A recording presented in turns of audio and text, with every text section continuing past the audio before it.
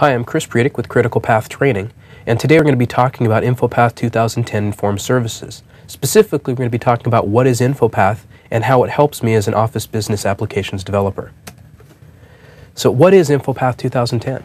Simply put, InfoPath 2010 is a rich forms developer. It allows us to take a simple scenario we want to build or a complex scenario that we want to build and render it or design it in a rich application similar to Word or other word processing applications that we're all familiar with. So the advantage of this is that those not skilled in development are able to take a situation, for example a customer's list, and apply a rich form that accesses potentially other information about that customer from other locations and aggregates it into a form that's easily presentable to the end user.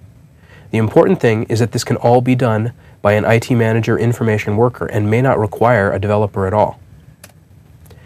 So there's a couple scenarios that come from InfoPath, and one of them is the information worker scenario. The information worker now has the ability to customize a list form, so they can create a list in SharePoint and with one button click have that list form available in InfoPath. They can modify it, one more click and it's back on the site for everyone to use. So it's drastically simplified from previous versions and very accessible to information workers. They can also take that same form, take their data offline with that form via SharePoint Workspace and access their data while they don't have access to the web server. Now from a developer perspective, we can support the information worker by building sets of workflows. So we can build workflow processes and use those InfoPath forms as our task forms within our workflow. We can also expose external data via BCS and have custom code running in sandboxed environments to make more complex forms. All of this supports the information worker's job. So one of the things that InfoPath provides is a rich form design experience. It's focused around three key areas. We want to be able to control the layout, we want to be able to control the behavior, and then manage the data that we're binding to. So what this means is that InfoPath is going to provide you with a list of fields that you have access to based on the list you're editing or the data source you're editing. It's going to give you an easy way to drag and drop those field values onto a design surface. And from that point, it's a matter of using different themes, table layouts, and other layout capabilities in InfoPath to make your form look the way you want. Once it looks the way you want, you can attach behavior. You can attach custom rules that will perform validation or conditional formatting. So for example, a phone number or an email must match a certain pattern, or if you don't have a value entered correctly, it can be highlighted. You can add all these special rules that will control how the form gives feedback to the user. And these forms and these rules are all based on a standard rules engine inside of InfoPath. But we also have the ability to attach behavior using custom code. This custom code is all written in Visual Studio Tools for Applications, so it's written in C# and has access to the object model of InfoPath to give you a much richer development experience than you would have in rules. But it provides a balance now because you can use rules for an information worker, but as a developer comes in to enhance the form, they can use code. Once all of this is done in InfoPath, we can publish the form to SharePoint. And SharePoint will use form services to convert that form that's rendered in InfoPath into a web page. So the advantage is that I can take my same form that requires the InfoPath client, push it to the server, and publish it to the end user so they can see it through their browser. This was available in SharePoint 2007, but the newer version has more support for different types of controls. There's still some limitations in that certain controls can't work on the browser, but more now work on the browser. Also, we have better performance. All of the form services applications are now managed through Central Admin or PowerShell, just like all other SharePoint 2010 aspects. And form services has become a more integral part of SharePoint. And the last piece we have to work with in InfoPath is we can take our forms that we've attached to our list and we can pull them out of the list and place them in a web part on our site. So if, for example, I had a support ticket application, I could build a form that we use to submit support tickets. And then I could take that form and place it on the main page of the site. Now, as soon as the site's loaded, we can jump into the form, immediately insert some data, click a button to submit it, and we're done. We don't have to navigate to the list. We don't even have to expose that the list exists to the end user if we don't want to. By moving these pieces out into the main page via web parts, what we're doing is we're really using InfoPath as a tool to develop rich web parts. So if you think about it, as an information worker, I can now build web parts that access data and have rules without writing a single line of code. All I need to do is build a web part, or take a web part and wrap it around my pre-built InfoPath control, or form, and I have a rich application. So let's go ahead and look at a demo where we've done that. What we're going to be doing in this demo is having a system that tracks customers and support tickets with some InfoPath forms wrapped around them, showing what we can do.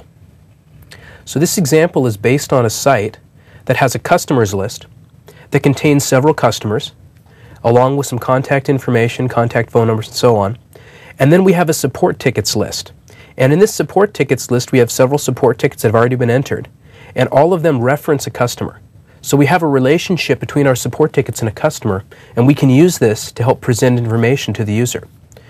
So in this scenario, we have a trouble ticket application that on our main page has a form that allows us to submit tickets for an individual customer. So if that customer calls in, the person receiving the call can immediately go to this form and select which customer is calling.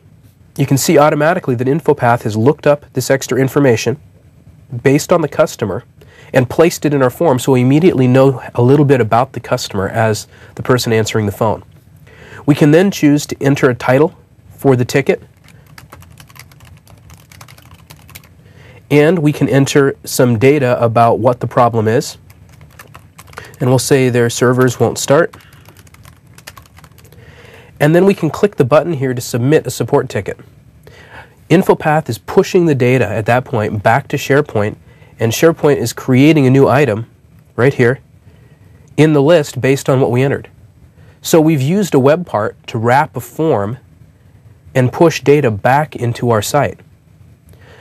Now that form is actually attached to the support tickets list, so if I were to go add a new item here, we would see the same form. SharePoint is smart enough to know to pick the right form and display it for us. But let's say in the case of a support ticket, we want to make sure that certain items can't be edited once they're inserted. So for example, the title and description, or the customer, I never want to allow them to be changed after they're initially created. In SharePoint, by default, you have the option to change those when you're editing. But using an InfoPath form, we can now customize our edit form to restrict information here. Notice I can't change the customer, I can't change the title, and I can't change the description. But I can mark it as resolved and change it, add a resolution if I'd like, save the change, and close the ticket. So I've created a different view of the form for editing and one for inserting. So it gives us a capability of controlling more tightly what the user can do at different stages in the life of an item. If we go back to the main page, we can also see the advantage of using InfoPath or using something called connections. So in SharePoint, we can connect two web parts. We can define a connection and send data from one web part to another. This web part is designed so that every time we select a new customer, the selected customer is sent out via a connection to this list down here.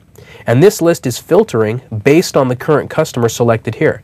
So as the call center person, I have the ability to select a customer and immediately see this list updated based on the tickets that are currently open for that customer. So by connecting web parts, I can build mashup applications that allow me to build one piece that connects to other pieces and have all of the data stay in sync automatically. Some other scenarios you could use here is an InfoPath form that allows you to insert directions, for example, or pick locations, and have that information be sent out to a mapping web part that you would build, and it can automatically adjust to where you've selected. So this level of communication really extends what we can do with InfoPath inside of web parts. But when it comes down to it, this entire sample was written without writing a line of code. All of the work was done by creating the lists, inserting data in the lists, defining the relationships between the lists, and then modifying the forms for those lists using InfoPath, defining a few connections on a web part page, and we have a complete application.